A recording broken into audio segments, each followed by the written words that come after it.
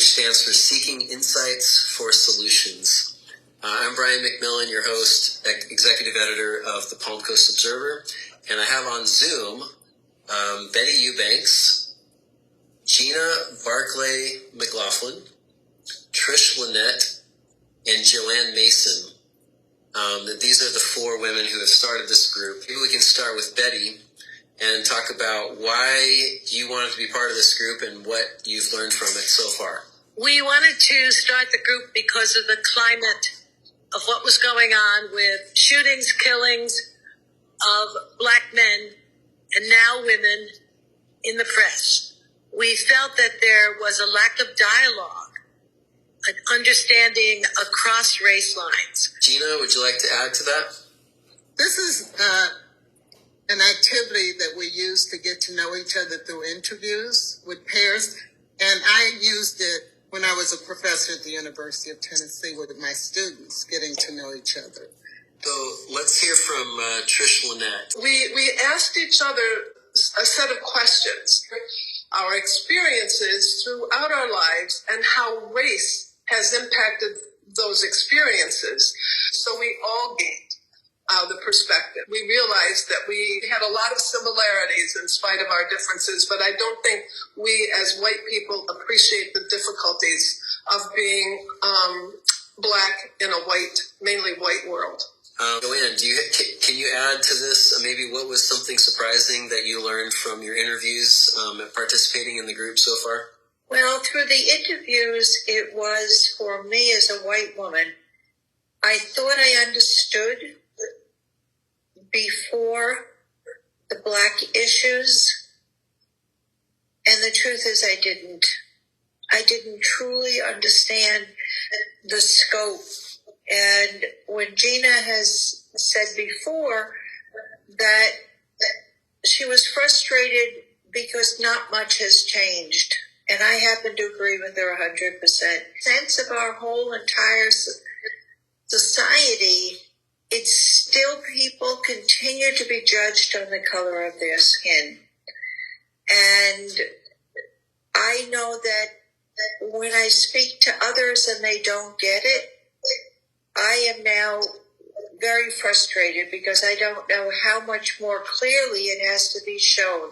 How many more black people have to be arrested? How many black men and women have to be killed before people realize it has got to stop? This holding on to white power doesn't make sense when we live in a world that is now equally divided.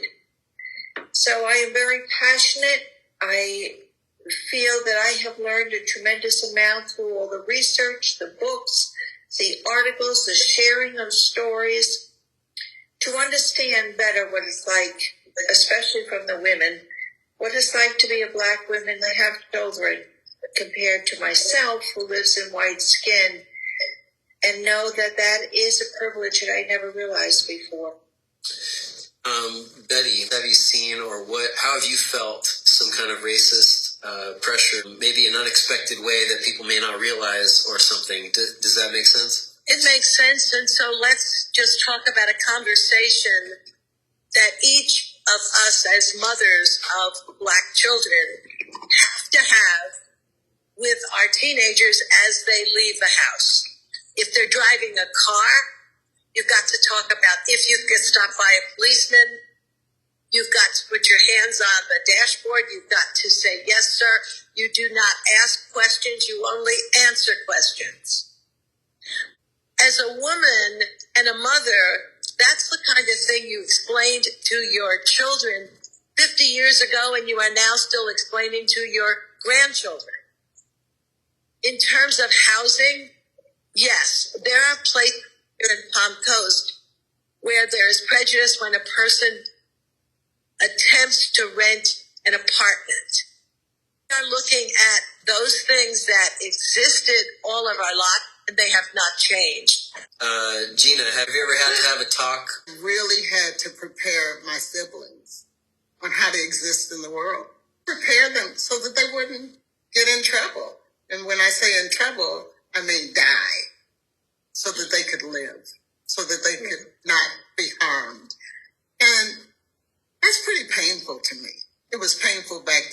is still painful. We are moving in the right direction, and that we're understanding at all times. And I've learned comments that I've made myself, that have, as Gina used to say, they pinched her a little. If I would make a comment about, I forget now, but I'm more aware, making sure that what I say is not offensive. And it's not that we need to tread on eggshells, but it's just really important to have that feedback so that we understand the implications of what we are saying. Let's talk a little for a second about this video that you guys have made. And Joanne was telling me that it was presented to a group of people. Do you know how people can watch that video in the future? Sort of a presentation of your group? Certainly. I would just say that the original goal that we had from this was to learn more about each other. And then it spread on. And then we knew that one of the goals we had to do was to help educate others from our learnings. And so we've met the goal that we had hoped to do was to help not only learn ourselves, but then to help others understand better. And it really had, the question you had asked before, Brian, was excellent. Give an example. And so we're able to now give examples of the life that a Black person lives compared to a white person.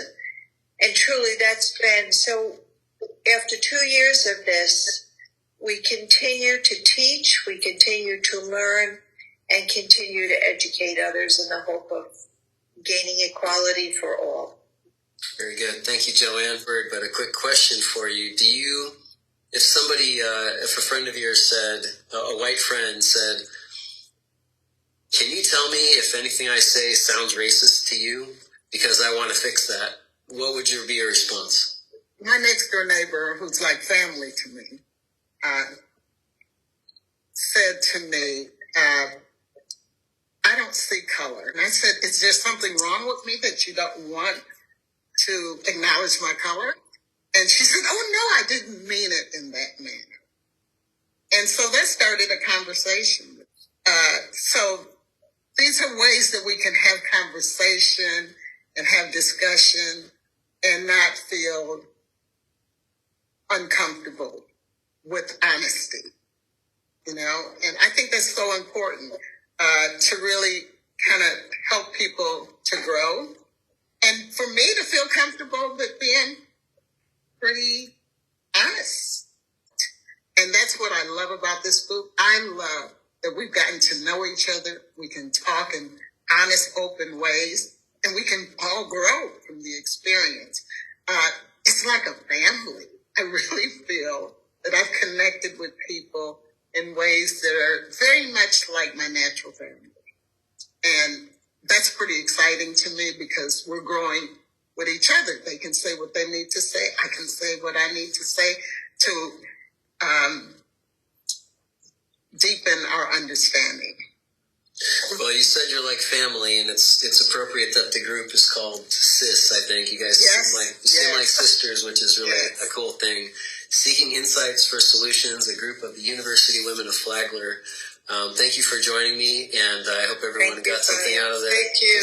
Thank you. Thank you, Brian. Thank you for having us. We were so happy to talk with you today. Likewise, and thank you for joining us on Observations.